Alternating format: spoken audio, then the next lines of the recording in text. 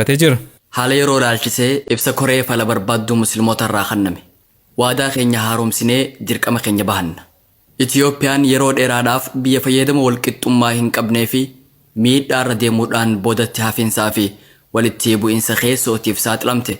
Hawaasni musliimaa bara dheeraadhaaf keessumaa sochii mirga kabachiisuu dhiheenya godheen hawaasa miidhaa fi haqa dhiibamu hin baadhanne uumuun danda'amee jira. Adeemsa keessa yaalii gaafii lammummaa hawaasa musliimaa abbaa biyyaa bu'uura irratti kaasuuf godhame fashaleessuun jaalala biyyaa fi abbaa biyyummaa inni qabu mirkaneessuun danda'amee jira.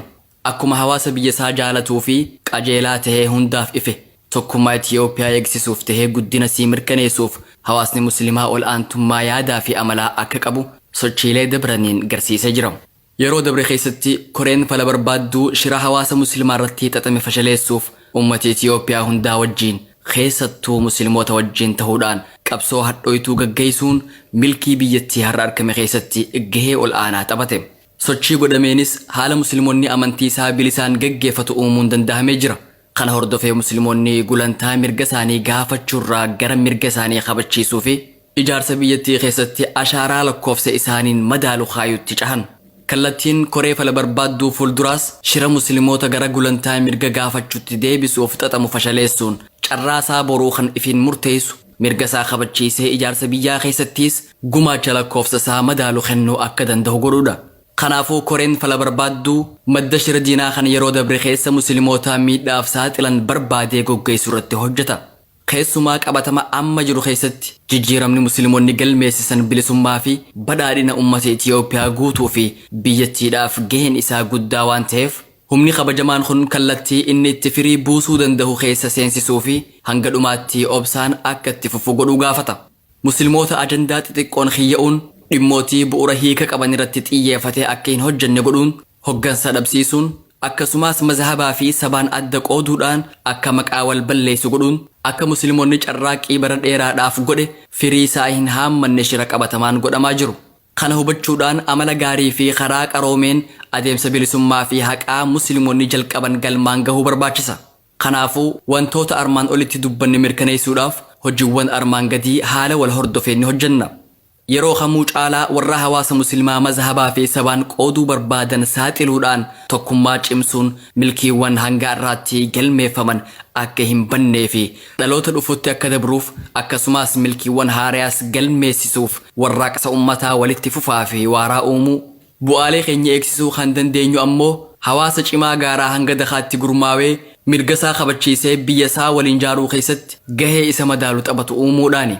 Kanaafuu kallattiin keenyatti aanu hawaasa musliimaa jaaruudhaan ummata masjidaa hanga dhaaba keenya waliigalaa ga'u uumuu koreen fala barbaadduu haala ammaan dura ture irra caalaa dhimma musliimootaa hunda olaantummaadhaan qabatee dhaabbata cimaa bu'uura ummataa qabu tahee akka bahu godhuu ummanni musliimaa dirqama biyyoolessaa isarra jiruuf jecha ajandaalee xixiqqoo keessaa bahuudhaan dhimmootii bu'uura fayyadan irratti xiyyeeffatee gumaachaa fi abbaa biyyummaa humna kamiinuu sarbamuu hin dandeenye sochii qabatamaan gaggeessuu qaba.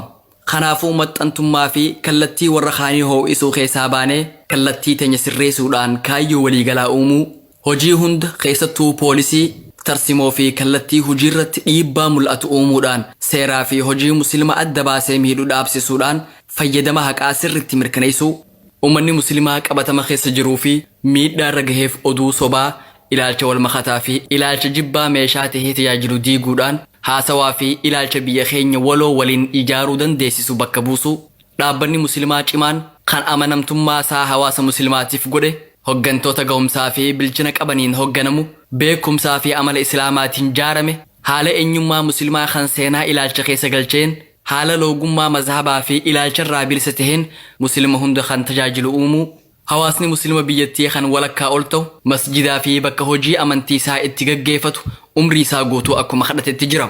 Tahullee hojii loogii fi birookiraasii tureen deebii sirrii hin arganne.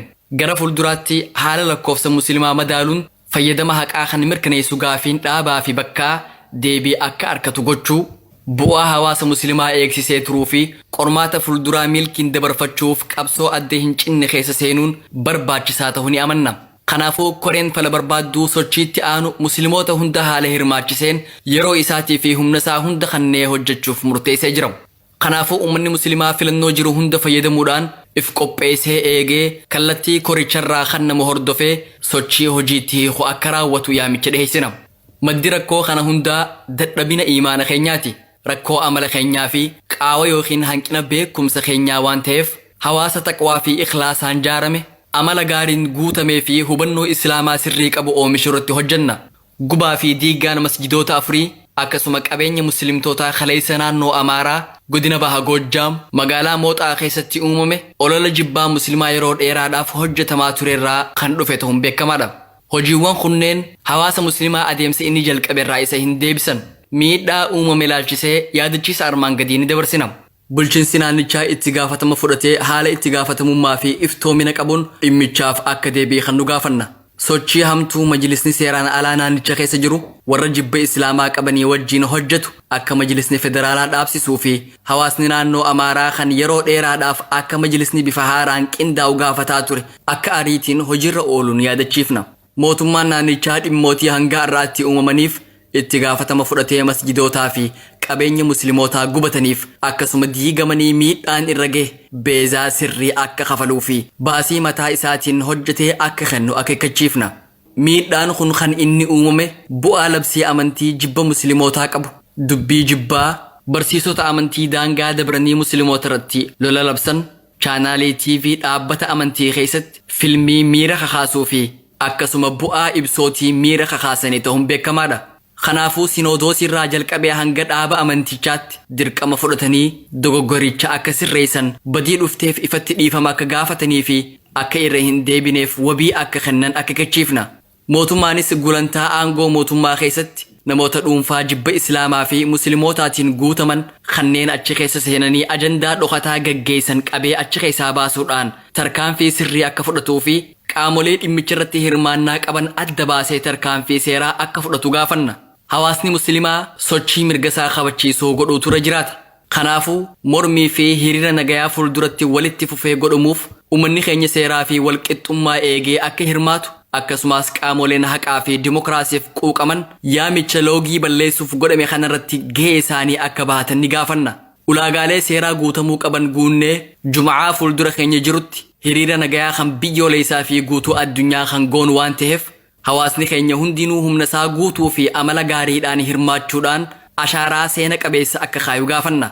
Dhimma bakkaa fi hojii isaa addeessuu ilaalchisee ibsa itti aanuun kan beeksifnu ta'a. Lammii dhugaatti dabuu fi haqaaf qabsaa'u uumuudhaan biyya teenya gara qaroominaatti ceesifna. Rabbiin uummata keenyaa fi biyya teenya nuuf haa eegu. Muddee 11 bara 2012 akka lakkoofsa Itiyoophiyaatti Diisembar 21 bara 2019 koree fala barbaadduu muslimaa gumiin dhimma islaamaa